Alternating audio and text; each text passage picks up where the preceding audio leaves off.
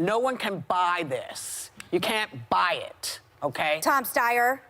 I hate him.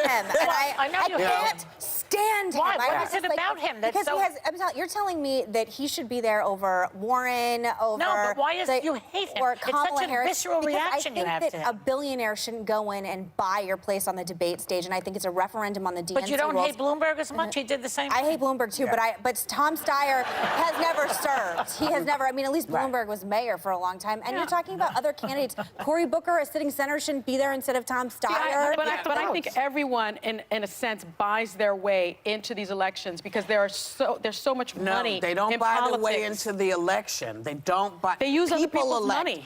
People elect it's true all the politicians. Right. People elect the people who decide they want to come and do it.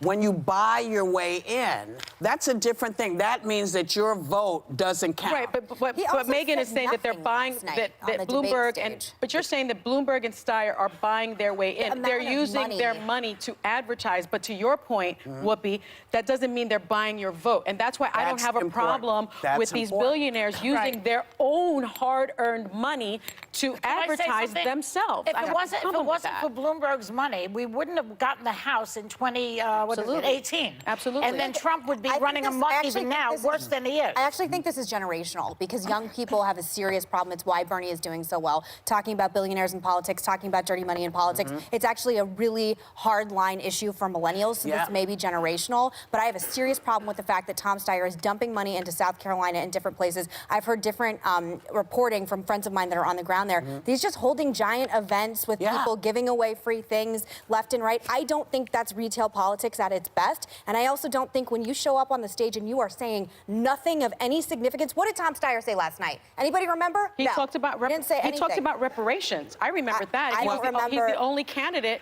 that is He in has- favor of he has- reparations. Everyone else is Again- in favor of studying Again, reparations. What the does that DNC mean? needs to figure out what they want. Do you hate billionaires because you were going on last night, all these candidates, we hate billionaires, we hate billionaires, we hate billionaires? Or is it we love billionaires and they're the only people that can get it done? And that message is confusing for young people. Well, It here's just the is. message. Here's the message.